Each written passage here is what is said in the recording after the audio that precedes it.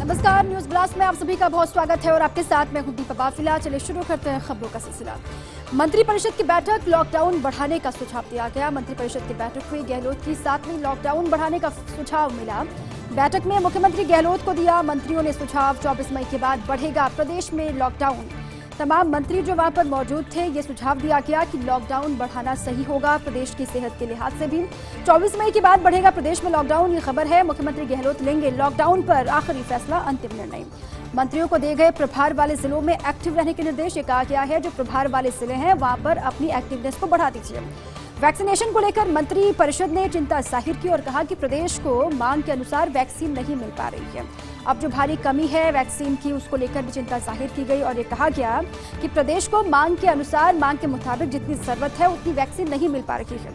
हमने वैक्सीन के लिए पैसे दिए लेकिन अब वैक्सीन तो दिलाएं। ये कहा गया कि वैक्सीन के लिए पैसे चुकाए गए लेकिन उसके बावजूद भी वैक्सीन नहीं मिली है, जो कि चिंता वाली बात है।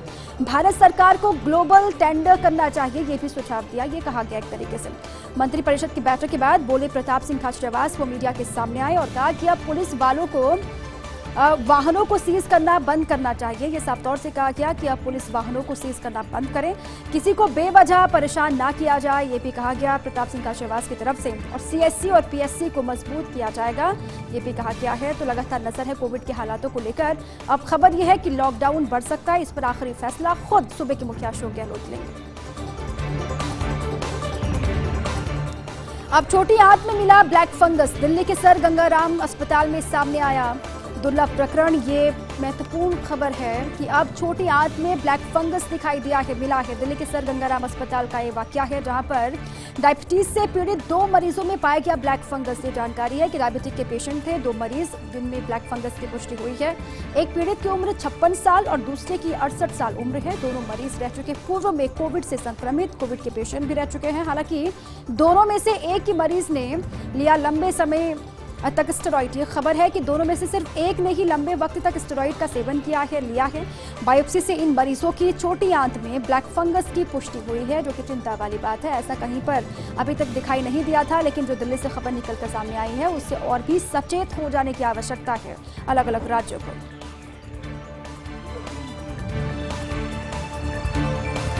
छोटों के बाद अब बड़ों पर ड्रग डिपार्टमेंट का डंडा चला है। छोटों के बाद छोटों पर लगातार कार्रवाई हो रही थी, अब छोटों के बाद बड़ों पर ड्रग डिपार्टमेंट का डंडा है। फर्स्ट इंडिया की खबर के बाद औषधि नियंत्रक संगठन का बड़ा एक्शन हुआ है। फर्स्ट इंडिया पर खबर चली, उसके बाद औषधि नियंत्रक संगठन का बड़ा एक्शन है। मनमाने दामों पर रेमडेसिविर इंजेक्शन बेचने वाले बड़े अस्पतालों की फार्मेसी पर कार्रवाई हुई है। एडीसी दिनेश तनेजा ने 5 बड़े हॉस्पिटल समेत 12 संस्थानों पर कार्रवाई की। इंटरनल हॉस्पिटल की फार्मेसी का 2 दिन, रुक्मणी बिरला की फार्मेसी का 10 दिन, मेट्रोमास अस्पताल की फार्मेसी का 2 दिन, मणिपाल हॉस्पिटल की फार्मेसी का 10 दिन, सीकेएस हॉस्पिटल की फार्मेसी का 10 दिन, डीएस फार्मा संगानेर का 10 दिन, लाइफलाइन मेडिकोस का 15 दिन, सूर्य एंटरप्राइजेस की फार्मेसी का 2 दिन और साथ ही भाग्यश्री मेडिकोस का 5 दिन, ओम शिव मेडिकल स्टोर का 10 दिन, लाइफ सेवर नेहरू बाजार का 5 दिन, श्री नारायण मेडिकल स्टोर का 15 दिन लाइसेंस निलंबित कर दिया गया। और चिकित्सा मंत्री के निर्देशन पर ये जो कमेटी बनाई गई थी उसी ने इन सभी जगहों पर छापामार कार्रवाई की, जिसके बाद लाइसेंस को लेकर ये कार्रवाई हुई है, निलंबित कर दिया गया। एक और गांव में कोरोना का कोहराम दिखाई दे रहा है। एक और गांव में कोरोना का विस्फोट किस तरीके से हुआ है, पूरी खबर समझिए। सीकर के फतेहपुर शेखावाटी से बड़ी खबर है, जहां पर गांव हुंडेरा पंचायत में 20 दिनों में 25 मौतें हुई हैं, 25 जाने गई हैं कोविड की वजह से। सीकर के फतेहपुर शेखावाटी से बड़ी जानकारी है, जहां पर गांव हुंडेरा पंचायत में 20 दिन में ही 25 लोगों की जान चली गई है। नारी गांव में 12 मौतें हुई कोविड की वजह से और बेटे का जनाजा देखने वाली मां की भी कोविड से मौत हो गई है और इस घर में सभी परिवार के मेंबर्स कोरोना पॉजिटिव हैं। ग्रामीण रास्ता रोककर अपने स्तर पर लगातार कोशिश कर रहे हैं कि वहां पर कोविड के जो लोग आते हैं या फिर बाहर से आ रहे हैं उनसे संक्रमण ना फैले, ऐसी कोशिश है। हालांकि स्वास्थ्य विभाग को लेकर भी नाराजगी ये लोग जाहिर कर रहे थे कि पहले ही अगर कोई मुकम्मल कदम उठाया गया होता या फिर बेहतर कदम उठाए गए होते तो फिर जितने लोगों की जानें गई हैं उनको बचाया जा सकता था। लेकिन इसको लेकर चिंता स्वास्थ्य महकमे को शुरू हो गई है, चिंता होनी लाजमी भी है, क्योंकि 20 दिनों का वक्त बताया गया जिसमें 25 जाने गई हैं। अब इसको लेकर पड़ताल भी शुरू कर दी गई है कि आखिर जो 25 मौतें हुई हैं वो वाकई में कोविड की वजह से हुई हैं या फिर कुछ और भी मसला है। सोनिया गांधी ने लिखी प्रधानमंत्री मोदी को चिट्ठी। सोनिया गांधी ने एक बार फिर से प्रधानमंत्री मोदी को चिट्ठी लिखी है, ब्लैक फंगस को महामारी घोषित करने की मांग की। अब सोनिया गांधी ने पीएम को चिट्ठी लिखकर ये कहा है कि ब्लैक फंगस को महामारी घोषित कर दिया जाए। इस पर मुख्यमंत्री गहलोत का बयान भी सामने आया। कहा कि सोनिया गांधी ने काफी गंभीर मुद्दा उठाया है, केंद्र सरकार को इस पर फैसला करना चाहिए। साथ ही राजस्थान सरकार के फैसले की जानकारी भी गहलोत ने दी और कहा कि ब्लैक फंगस को महामारी घोषित करने वाला राजस्थान पहला राज्य रहा। उसके बाद राजस्थान के ही नक्शे कदम पर चलकर कई राज्यों ने यह फैसला लिया कि ब्लैक फंगस को महामारी घोषित करते हैं। उसके बाद तमाम तस्वीरें आई थी, वो यूपी हो, तमिलनाडु हो, अलग अलग राज्यों ने ये कदम बढ़ाया था। लेकिन सोनिया गांधी ने पीएम मोदी से ये कहा है कि ब्लैक फंगस को वक्त आ गया है। जिस तरीके से केसेस लगातार उभर कर सामने आ रहे हैं, मरीजों की संख्या बढ़ रही है, ऐसे में केंद्र को चाहिए कि ब्लैक फंगस को महामारी घोषित कर दिया जाए। आखिर केंद्रीय नेतृत्व में किसने साधा हिमाराम से संपर्क, ये सियासी गलियारों में सवाल अब गूंज रहा है। जानकार सूत्रों के हवाले से ये खबर है कि कांग्रेस की जूनियर मैडम यानी कि प्रियंका गांधी ने किया असंतुष्ट नेता हिमाराम को फोन और प्रियंका ने हिमाराम को घर की बात घर में ही रखने की सलाह भी दी। हिमाराम ने भी प्रियंका को अपनी शिकायत बताई, जो कुछ उनको दिक्कतें आ रही थी उनकी जानकारी दी और कहा कि मेरे काम नहीं हो रहे, प्रशासन सुनता नहीं है। प्रियंका के फोन के बाद ही नरम पड़े हिमाराम चौधरी, ऐसा कहा जा रहा है। अब फेस सेविंग की कवायद शुरू हो चुकी है। प्रिंट मीडिया से बातचीत में हिमाराम ने कहा है कि मेरी शिकायतों का समाधान हो जाएगा तो इस्तीफा क्यों दूंगा। न मेरी किसी स्थानीय नेता से नाराजगी है और न ही सीएम गहलोत से। पायलट कैंप के हिमाराम चौधरी ने गत मंगलवार को अपना इस्तीफा स्पीकर को भेजा था, आपको याद होगा, जिसके बाद से सियासी गलियारों में कई तरह की बातें की जा रही थी कि आखिर इस्तीफे की वजह क्या हो सकती है। अब खबर यह है कि हिमाराम चौधरी के जो तेवर है वो नरम दिखाई दे रहे हैं प्रियंका गांधी वाड्रा से बातचीत होने के बाद। प्रियंका गांधी अब पार्टी में पीस मेकर की भूमिका में है। प्रियंका गांधी वाड्रा पार्टी में पीस मेकर की भूमिका में है।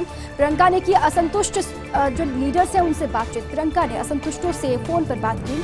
अमरिंदर सिंह और असंतुष्ट नेता नवजोत सिद्धू से बात की। राजस्थान में इस्तीफा देने वाले विधायक हिमाराम चौधरी से भी फोन पर बात की। पार्टी के आंतरिक मामलों को लेकर गांधी परिवार बेहद चिंतित है। पार्टी में जिस तरीके से अंतर्कलह की खबरें आ रही हैं उससे निपटने की हालांकि रणनीति बनाई जा रही है, लेकिन इसके इतर जो मसला है वो सुलझता हुआ दिखाई नहीं दे रहा, वो पंजाब में हो या फिर राजस्थान में हो, और इसी को लेकर चिंतित है गांधी परिवार। पंजाब में कैप्टन बनाम सिद्धू की लड़ाई पार्टी को पड़ सकती है भारी। ये भी कहा जा रहा है कि पंजाब में जो लगातार लड़ाई चल रही है कैप्टन और सिद्धू के बीच में, वो पार्टी को महंगी पड़ सकती है, भारी पड़ सकती है पंजाब में। इसलिए भी क्योंकि अगले साल फरवरी में विधानसभा के चुनाव होने हैं और अगर पार्टी खुद में ही उलझी रहेगी तो फिर चुनाव की तैयारी किस तरीके से की जाएगी, इसको लेकर भी चिंतित है कांग्रेस अलकमान। और इसलिए कहा जा रहा है कि इसको लेकर युद्ध स्तर पर तैयारी भी चल रही है, जो अनबन है उसको सुलझा लिया जाए। प्रियंका की नई भूमिका की पार्टी हलकों में चर्चा है। अब प्रियंका की जो भूमिका उभर कर सामने आ रही है उससे भी पार्टी हलकों में खूब चर्चा हो रही है।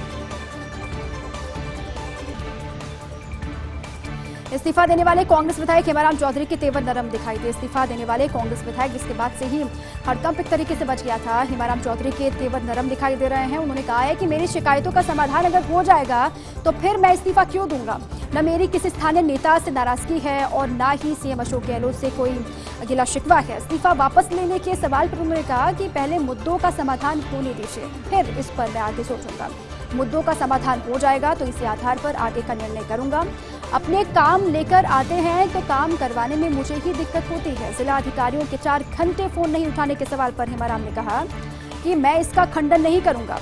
एक अंग्रेजी अखबार को दिया हिमाराम ने इंटरव्यू और पायलट गुट के बगावती विधायकों में शामिल थे 6 बार के विधायक हिमाराम और गुढ़ामलानी से विधायक हिमाराम ने गत मंगलवार को, आपको याद होगा, स्पीकर को इस्तीफा भेजा। उसके बाद से ही कई तरह की बात है, लेकिन अब खबर ये सरकार के लिए भी राहत वाली है कि हिमाराम के जो तेवर हैं वो नरम दिखाई दे रहे हैं। चर्चा में कांग्रेस नेता धर्मेंद्र राठौड़ का ट्वीट आ गया है। भगवान श्री कृष्ण का हवाला देकर ट्वीट किया है, जिसके बाद से ही इस ट्वीट की चर्चा हो रही है। कांग्रेस के सीनियर लीडर हैं धर्मेंद्र राठौड़, जिनका ट्वीट सुर्खियों में है। उन्होंने लिखा है कि इच्छा पूरी नहीं होती तो क्रोध बढ़ता है, इच्छा पूरी होती है तो लोभ बढ़ता है, इसलिए जीवन की हर स्थिति में धैर्य बनाए रखना ही श्रेष्ठता है। हालांकि राजनीतिक हलकों में इसके कई सियासी मायने भी निकाले जा रहे हैं कि आखिर किसको ये मैसेज है, किसको ये संदेश देने की कोशिश है। इसे जोड़कर देखा जा रहा मंत्रिमंडल विस्तार और राजनीतिक नियुक्ति से। के बाद एक बार फिर से आगे बढ़ते हैं खबरों की तरफ। वेणुगोपाल धूत, कपिल वाधवान, संजय सिंघल की मुश्किलें बढ़ी। सुप्रीम कोर्ट के ताजा फैसले ने बढ़ाई मुसीबतें। सुप्रीम कोर्ट ने कंपनियों के निजी गारंटरों से भी बकाया ऋण वसूली को बताया उचित। बैंक और एनबीएफसी कंपनियों के निजी गारंटरों से वसूली के लिए जा सकते हैं। एनसीएलटी दिवालिया कंपनियों के बकाया पर हो सकती है ऐसी कार्रवाई, ऐसी खबर है। दूध की वीडियोकॉन, वाधवान की दीवान हाउसिंग और सिंगल की भूषण स्टील के मामले चल रहे एनसीएलटी में फैसले के बाद बैंकों और एनबीएफसी का इन हस्तियों की निजी संपत्ति से वसूली का रास्ता साफ हो गया है।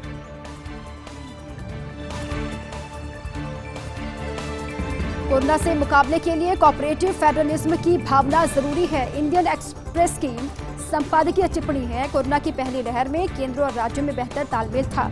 ये कहा गया कि कोरोना की जब पहली वेव आई थी तो केंद्र और राज्य की सरकारों में बेहतर तालमेल था, समन्वय था। इससे कोरोना का प्रबंधन बेहतर हो पाया। लेकिन दूसरी वेव में राज्यों से समन्वय नहीं होने से राज्य शिकायतें करने लगे। अब कोरोना रूप लगातार बदल रहा है। ब्लैक फंगस भी बड़ी चुनौती है और नई चुनौती से मुकाबला राजनीति के बजाय कोऑपरेटिव फेडरलिज्म से ही संभव है।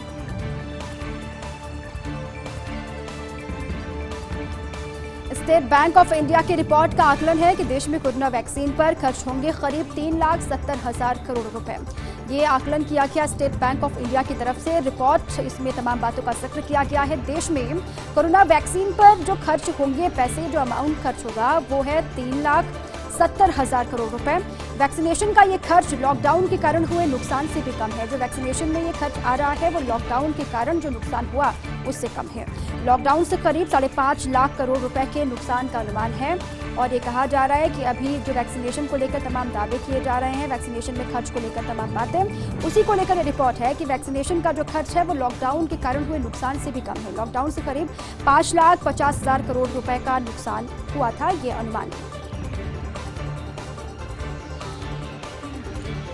ब्लूमबर्ग की एक रिपोर्ट के अनुसार रोचक अध्ययन, कोरोना संक्रमितों का पता लगा सकते स्नीफर डॉग्स। ये ब्लूमबर्ग का एक रिपोर्ट, उसमें इस बात को लेकर तमाम बातें कही गई हैं। आपको बताएं कि कोरोना संक्रमितों का पता लगा सकते स्नीफर डॉग्स और नतीजे आरटीपीसीआर से तेज और सटीक आ रहे हैं। कई स्थानों पर कोविड टेस्ट की अनुपलब्धता एक समस्या है और इस बीच वैज्ञानिकों ने इस समस्या के समाधान का दावा किया है और कहा है कि स्नीफर डॉग्स में सूंघने की जो शक्ति होती है वो बहुत ज्यादा होती है, इसीलिए भी संक्रमण का पता लगाया जा सकता है। 97% तक संक्रमण का पता लगा सकते स्नीफर डॉग्स, ये कहा गया है ब्लूमबर्ग की रिपोर्ट के अध्ययन में। क्या अब दिल्ली का नाम होगा इंद्रप्रस्थ? ये बड़ा सवाल है। भाजपा नेता सुब्रमण्यम स्वामी ने इसकी मांग उठाई है। दिल्ली का नाम बदलने की मांग करते हुए बोले सुब्रमण्यम स्वामी। उन्होंने कहा कि जब तक ऐसा नहीं किया जाता तब तक देश में विवादों का दौर चलता ही रहेगा, तब तक देश विवादों से घिरा हुआ रहेगा। तमिलनाडु के एक महान ऋषि का हवाला देते हुए ये बातें उन्होंने कही हैं। द्रौपदी ट्रस्ट की डॉक्टर नीरा मिश्रा द्वारा किए गए एक शोध का भी हवाला स्वामी की तरफ से दिया गया। इस समय सीबीआई में कोई पूर्णकालिक निदेशक नहीं है। 2 फरवरी को रिटायर हुए थे आर.के. शुक्ला। उसके बाद से अंतरिम प्रभार संभाल रहे हैं प्रवीण सिन्हा। नए सीबीआई निदेशक के लिए कई अफसरों के नाम रेस में हैं, उस पर विचार भी लगातार हो रहा है। 1984, 1985, 1986 बैच के आईपीएस हैं ये अधिकारी।